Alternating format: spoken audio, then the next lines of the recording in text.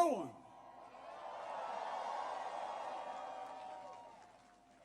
One of our great allies. President Duda, Prime Minister, Mr. Mayor, to all the former ministers and presidents, as well as mayors and Polish political leaders from all across the country, thank you for welcoming back to Poland. You know, it was nearly 1 year ago I spoke at the Royal Castle here in Warsaw, just weeks after Vladimir Putin had unleashed his murderous assault on Ukraine, the largest land war in Europe since World War II had begun. And the principles that have been the cornerstone of peace, prosperity, and stability on this planet for more than 75 years were at risk of being shattered. 1 year ago, the world was bracing for the fall of Kyiv. Well, I just come from a visit to Kyiv, and I can report Kyiv stands strong. Kyiv stands proud. It stands tall. And most important, it stands free. When Russia invaded, it wasn't just Ukraine being tested. The whole world faced a test for the ages. Europe was being tested. America was being tested. NATO was being tested. All democracies are being tested. And the questions we face are as simple as they were profound. Would we respond, or would we look the other way? Would we be strong, or would we be weak? All of our allies, would be united or divided? 1 year later, we know the answer. We did respond. We would be strong. We would be united. And the world would not look the other way. We also face fundamental questions about the commitment to the most basic of principles. Would we stand up for the sovereignty of nations? Would we stand up for the right of people to live free from naked aggression? Would we stand up for democracy? 1 year later, we know the answers. Yes, we would stand up for sovereignty, and we did. Yes, we would stand up for the right of people to live free from aggression, and we did. And we would stand up for democracy, and we did. And yesterday, I had the honor to stand with President Zelensky in Kyiv to declare that we will keep standing up for these same things, no matter what.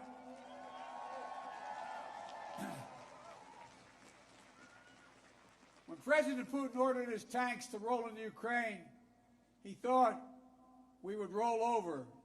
He was wrong. The Ukrainian people are too brave. America, Europe, a coalition of nations from the Atlantic to the Pacific, we were too unified. Democracy was too strong. Instead of an easy victory he perceived and predicted, Putin left with burnt-out tanks and Russia's forces in disarray. He thought he'd get the Finlandization of NATO. Instead, he got the NATOization of Finland and Sweden. He thought NATO would fracture and divide. Instead, NATO was more united and more unified than ever before. He thought he could weaponize energy to crack your resolve, Europe's resolve. Instead, we're working together to end Europe's dependence on Russian fossil fuels. He thought autocrats like himself were tough and leaders of democracy were soft. And then he met the iron will of America and the nations everywhere that refused to accept the world governed by fear and force. He found himself at war with a nation led by a man whose courage would be forged in fire and steel, President Zelensky. President Putin is confronted with something today that he didn't think was possible a year ago. The democracies of the world have grown stronger, not weaker. But the autocrats of the world have grown weaker, not stronger. Because in the moments of great upheaval and uncertainty, that knowing what you stand for is most important. And knowing who stands with you makes all the difference. The people of Poland know that. You know that. In fact, you know it better than anyone here in Poland. because that's what solidarity means. Through partition and oppression, when the beautiful city was destroyed after the Warsaw Uprising, during decades under the iron fist of communist rule, Poland endured because you stood together. That's how brave leaders of the opposition and the people of Belarus continue to fight for their democracy. That's how the resolve of Moldovan people, the resolve of the people of Moldova to live in freedom, when it gained them independence and put them on the path to EU membership. President Sandu is here today. I'm not sure she is, but I'm proud to stand with you and the freedom-loving people of Moldova. Give her a round of applause. 1 year into this war, Putin no longer doubts the strength of our coalition, but he still doubts our conviction. He doubts our staying power. He doubts our continued support for Ukraine. He doubts whether NATO can remain unified. But there should be no doubt. Our support for Ukraine will not waver. NATO will not be divided, and we will not tire.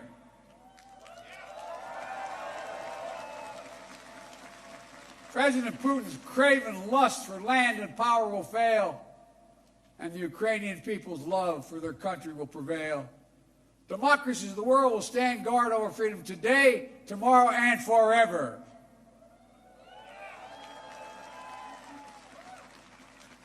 So that's what's at stake here. Freedom. That's the message I carried to Kyiv yesterday, directly to the people of Ukraine. When President Zelensky said he came to the United States in December, quote, he said, "This struggle will define the world and what our children and grandchildren, how they live, and then their children and grandchildren." He wasn't only speaking about the children and grandchildren of Ukraine. He was speaking about all of our children and grandchildren, yours and mine. We're seeing again today what the people of Poland and the people across Europe saw for decades. Appetites of the autocrat cannot be appeased. They must be opposed. Autocrats only understand one word: no, no, no. No, you will not take my country. No, you will not take my freedom. No, you will not take my future. And I'll repeat tonight what I said last year in the same place. A dictator bent on rebuilding an empire will never be able to ease the people's love of liberty. Brutality will never grind down the will of the free. And Ukraine will never be a victory for Russia. Never.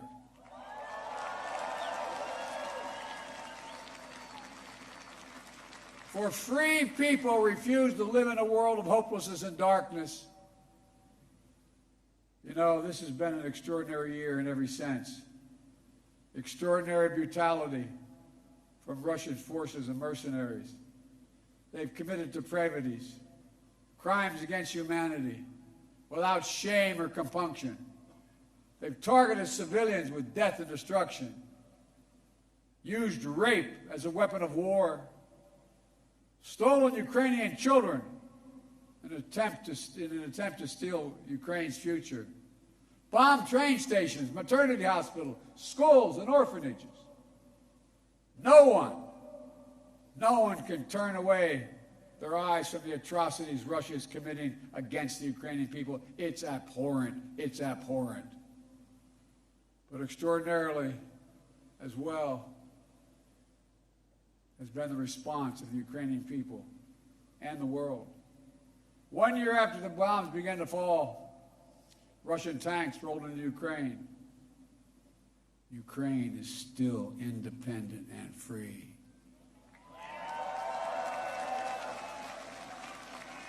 From Kherson to Kharkiv, Ukrainian fighters have reclaimed their land. More than 50% of the territory Russia held last year. The blue and the yellow flag of Ukraine proudly waves once again. President Zelensky still leads a democratically elected government that represents the will of the Ukrainian people. And the world has already voted multiple times, including the United Nations General Assembly, to condemn Russia's aggression and support a just peace. Each time in the UN, that vote has been overwhelming. In October, 143 nations of the United Nations condemned Russia's illegal annexation. Only four in the entire UN voted with Russia. 4. So tonight, I speak once more to the people of Russia. The United States and the nations of Europe do not seek to control or destroy Russia.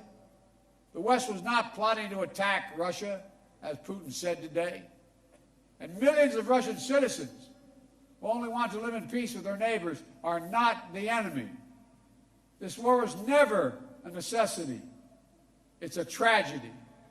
President Putin chose this war. Every day the war continues is his choice.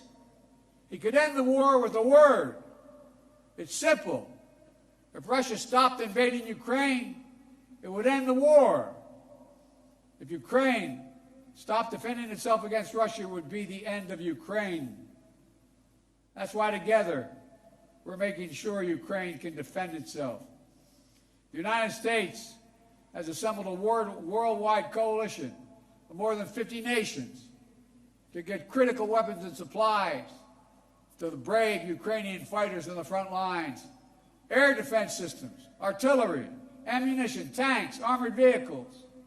The European Union and its member states have stepped up with unprecedented commitment to Ukraine, not just in security assistance, but economic and humanitarian refugee assistance and so much more.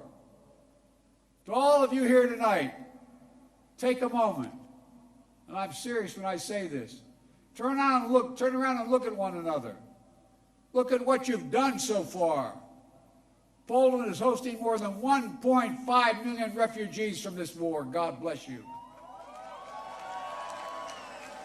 Poland's generosity, your willingness to open your hearts and your homes is extraordinary. And the American people are united in our resolve as well. All across my country, in big cities and small towns, Ukrainian flags fly from American homes. Over the past year, Democrats and Republicans in our United States Congress have come together to stand for freedom. That's who Americans are, and that's what Americans do. The world is also coming together to address the global fallout from President Putin's war. Putin tried to starve the world, blocking the ports in the Black Sea to stop Ukraine from exporting its grain, exacerbating the global food crisis that hit developing nations in Africa especially hard. Instead, the United States and the G7 and partners around the world answered the call with historic commitments to address the crisis and to bolster global food supplies. And this week, my wife, Jill Biden, is traveling to Africa to help bring attention to this critical issue. Our commitment is to the people of Ukraine and the future of Ukraine, a Ukraine that's free, sovereign, and democratic. That was the dream of those who declared Ukraine's independence more than 30 years ago, who led the Orange Revolution and the Revolution of Dignity, who braved ice and fire in the Maidan, and the Heavenly 100 who died there, and those who continue still to root out Kremlin's efforts to corrupt, coerce, and control. It's a dream for those Ukrainian patriots who fought for years against Russia's aggressions in the Donbass, and the heroes who've given everything, given their lives in the service of the beloved Ukraine. I was honored to visit their memorial in Kyiv yesterday, to pay tribute to the sacrifice of those who lost their lives, standing alongside President Zelensky. The United States and our partners stand with Ukraine's teachers, its hospital staff, its emergency responders, the workers in cities across Ukraine who are fighting to keep the power on in the face of Russia's cruel bombardment. We stand with the millions of refugees of this war who found a welcome in Europe and the United States, particularly here in Poland. Ordinary people all across Europe did whatever they could to help and continue to do so. Polish businesses, civil society, cultural leaders, including the First Lady of Poland, who is here tonight, have led with the heart and determination, showcasing all that's good about the human spirit. Madam First Lady, we love you. Thank you all.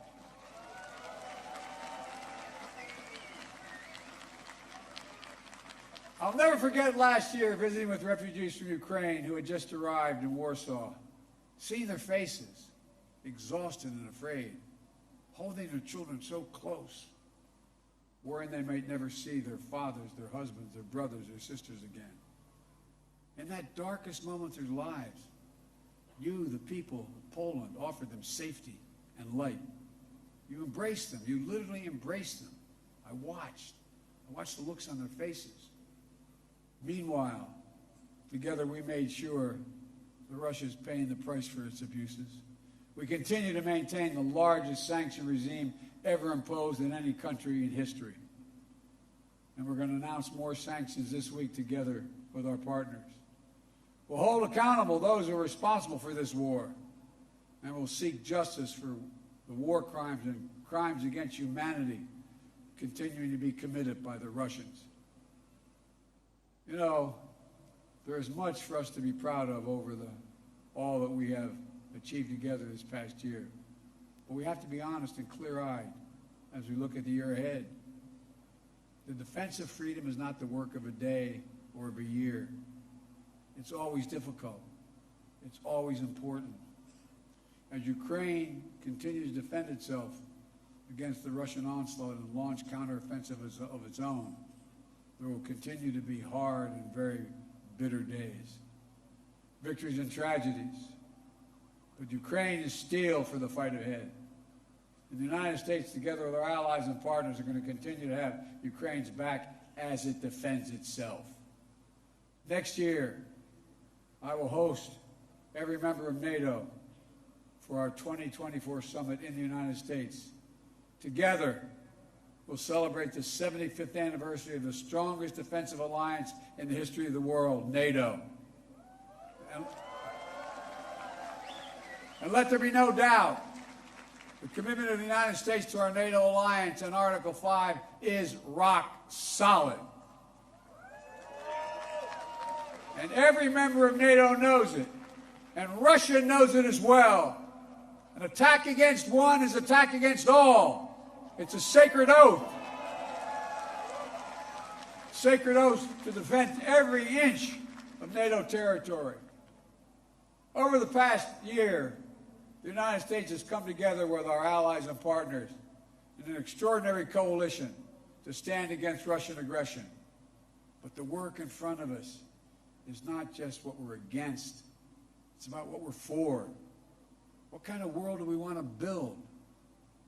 We need to take the strength and capacity of this coalition and apply it to lifting up the lives of people everywhere, improving health, growing prosperity, preserving the planet, building peace and security, treating everyone with dignity and respect. That's our responsibility. The democracies of the world have to deliver it for our people. As we gather tonight, the world, in my view, is at an inflection point. The decisions we make over the next 5 years or so are going to determine and shape our lives for decades to come. That's true for Americans. It's true for the people of the world. And while decisions are ours to make now, the principles and the stakes are eternal. The choice between chaos and stability, between building and destroying, between hope and fear, between democracy that lifts up the human spirit and the brutal hand of the dictator who crushes it, between nothing less than limitation and possibilities. The kind of possibilities that come when people who live not in captivity but in freedom. Freedom. Freedom. There is no sweeter word than freedom. There is no nobler goal than freedom. There's no higher aspiration than freedom. Americans know that, and you know it. And all that we do now must be done so our children and grandchildren will know it as well. Freedom. The enemy of the tyrant and the hope of the brave and the truth of the ages. Freedom. Stand with us. We will stand with you. Let us move forward with faith and conviction and with an abiding commitment to be allies, not of darkness but of light, not of oppression but of liberation, not of captivity but yes, of freedom. May God bless you all. May God protect our troops. And may God bless the heroes of Ukraine and all those who defend freedom around the world. Thank you, Poland. Thank you, thank you, thank you for what you're doing. God bless you all.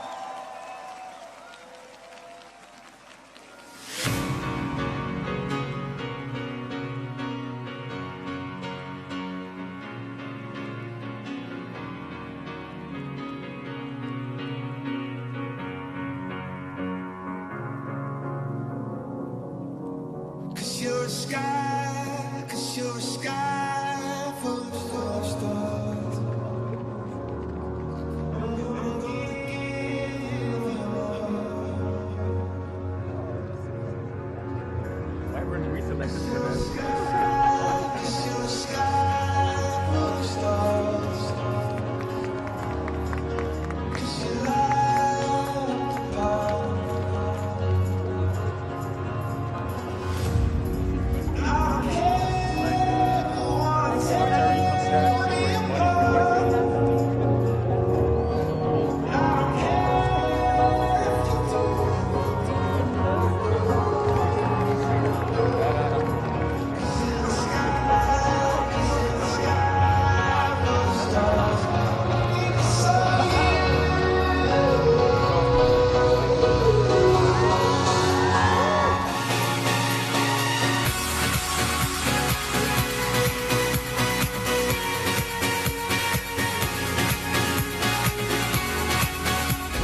Acting like the warm-up.